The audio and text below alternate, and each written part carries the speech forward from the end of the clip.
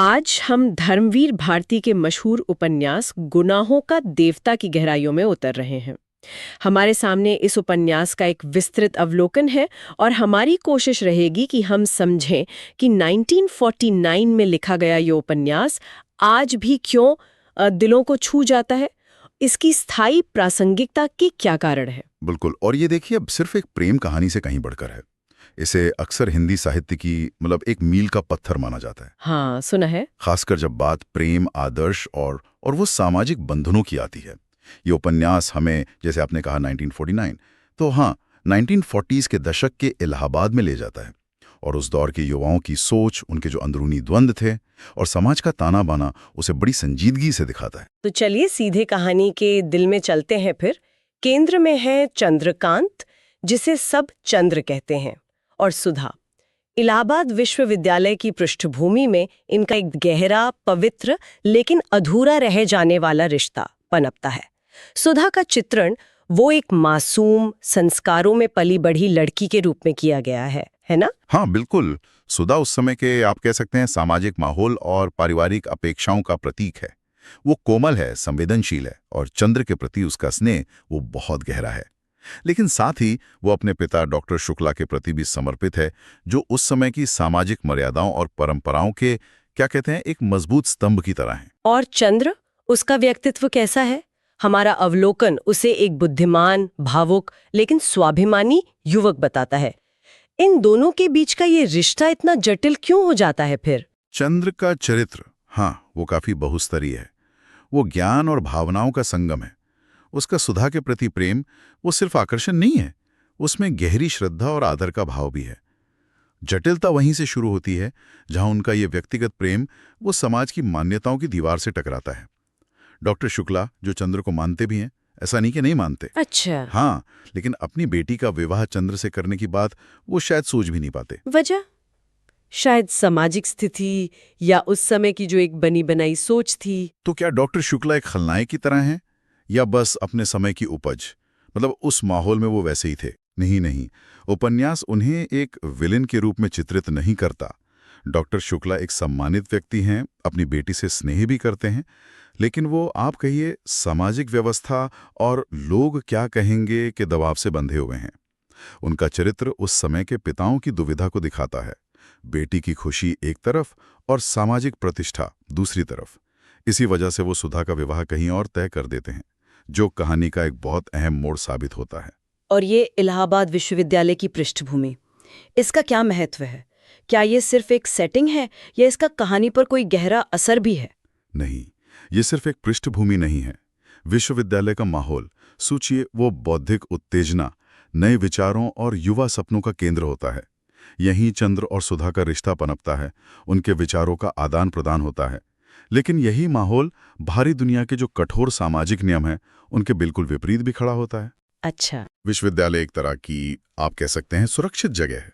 लेकिन जैसे ही पात्र बाहरी समाज के यथार्थ से टकराते हैं, उनका आदर्शवाद, उनका प्रेम वो कसौटी पर चढ़ जाता है। ये उस समय के पढ़े लिखे युवाओं की ट्रेजेडी को भी दिखाता है, जो सोचते तो नया है पर समाज उन्हें पुरानी राह पर ही धकेलता है। जब सुधा का विवाह किसी और से हो जाता है, तब कहानी किस तरह आगे बढ़ती है? जाहिर है ये चंद्र के लिए एक बहुत बहुत बड़ा आघात रहा होगा। बिल्कुल, ये चंद्र के जीवन का सबसे बड़ा तूफान होता है और यहीं से उसका चरित्र एक असाधारण मोड़ लेता है। अवलोकन बताता है कि वो इस विरह की पीड़ा से टूटता है, लेकिन ध्यान दीजिए, बिखरता नहीं। वो अपने व्यक्तिगत दुख को एक ज्यादा बड़ी व्यापक दिशा देता है। उसका दर्द उसे स्वार्थी या कड़वा बनाने के बजाय उसे दूसरों के प्रति अधिक संवेदनशील और सेवाभावी बना देता है। वो अपने प्रेम की पीड़ा को एक तरह की ऊर्जा में बदल देता है, जिसे वो समाज कल्याण या दूसरों की मदद में लगाता है। यहीं पर उपन्यास का शीर्षक गुनाहों का देवता प्रासंगिक उठता है ना? ये थोड़ा विरोधाभासी सा लगता है, गुनाह और देवता एक साथ। हाँ, बिल्कुल सही पकड़ा आपने। ये शीर्षक के उपन्यास के केंद्रीय दर्शन को समेटे हुए है। देखिए, उस समय के समाज की नज़र में शायद जो स्थापित नियम थे, उनके विरुद्ध जाकर प्रेम करना, हाँ, खासकर जब सामाजिक और पारिवारिक बाधाएं हों, तो उसे एक गुनाह समझा जाता था। लेकिन चंद्र जिस तरह इस प्रेम को जीता है, जिस त्याग और पवित्रता के साथ वो सुधा के प्रति अपनी भावनाओं को बनाए रखता है और जिस तरह वो अपनी पीड़ा को सकारात्मक दिशा देता है, वो उसे सामान्य मानवीय स्तर से ऊपर उठाकर देवत्व के करीब ले जाता है। उसका प्रेम वो वासना या अधिकार का नहीं रहता, बल्कि पूजा और बलिदान का रूप ले लेता है। तो आप कह रहे हैं कि उसका गुनाह ही उसे देवता बनाता है। ये एक दिलचस्प व्याख्या है।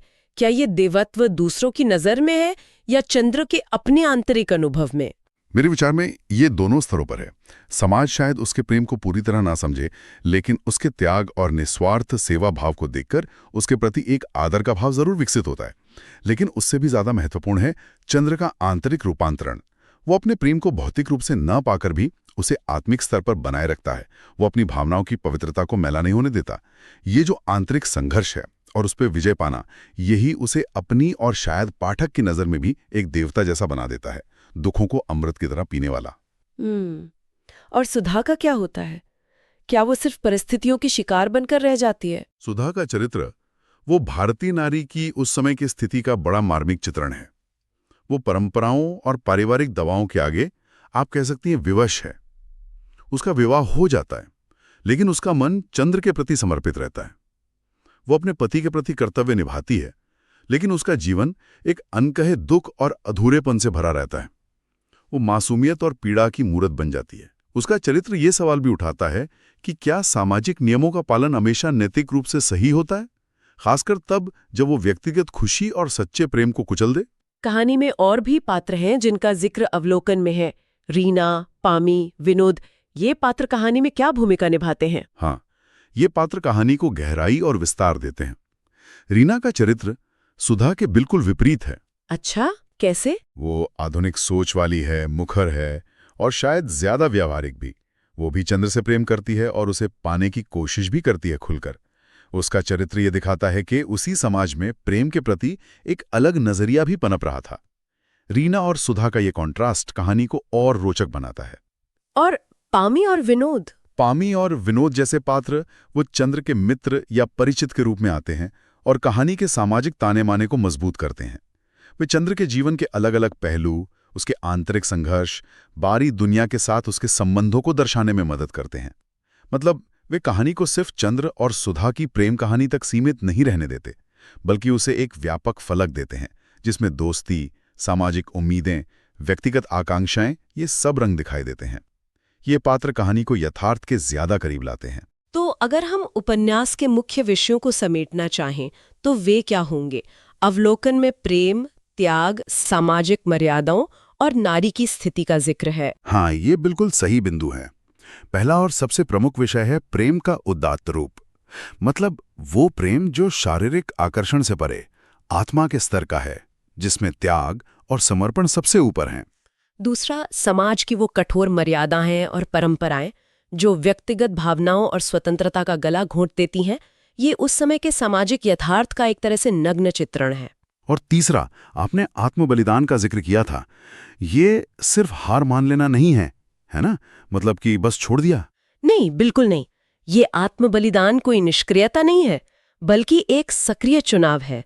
चंद्र अपने प्रेम को दुनिया की नजरों से बचाने के लिए, उसकी पवित्रता बनाए रखने के लिए और शायद सुधा को भी सामाजिक कलंक से बचाने के लिए। हाँ, कितना भी कष्ट क्यों ना हो। और चौथा महत्वपूर्ण विषय, जैसा आपने कहा, नारी की स्थिति, जिसे सुधा और कुछ हद तक रीना के माध्यम से भी दिखाया गया है। उनकी सीमाएं, उनके संघर्ष, उनकी आकांक्षाएं, ये सब मिलके उपन्यास को वाकई एक गहरा भावनात्मक और दार्शनिक आयाम देता है।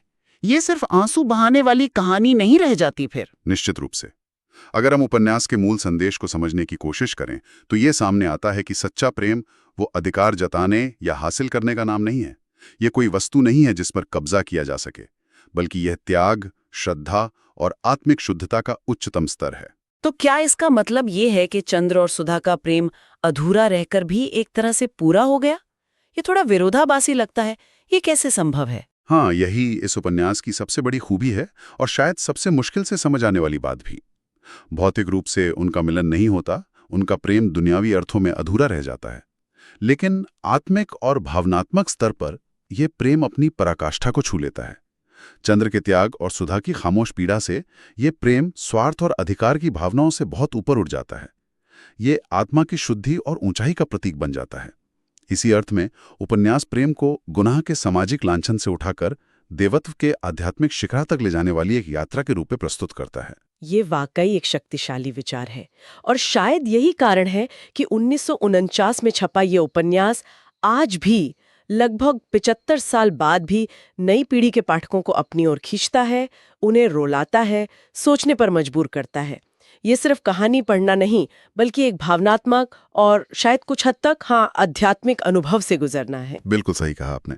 इसकी स्थायी अपील का रहस्य इसी में छिपा है कि ये मानवीय भावनाओं की सबसे गहरी और जटिल परतों को छूता है। ये सच्चे निस्वार्थ प्रेम के उस आदर्श को जीवित रखता है जो शायद आज की भागदौड़ भरी ज्यादा व्यवहारिक दुनिया में दुर्लभ होता जा रहा है। धर्मवीर भारती ने पात्रों के मनोविज्ञान, उनके अंदर चलने वाले द्वंद्वों, उनकी खामोशियों, उनकी अनकही बातों को जिस बारीकी और संवेदनशीलता से उकेरा है वो अद्भुत है। और भाषा का भी बहुत सुंदर प्रयोग किया है जो सीधे दिल में उतर जाती है। इसने निश्चित रूप से हिंदी साहित्य पर, खासकर प्रेम कथाओं की धारा पर एक अमिट छाप छोड़ी है।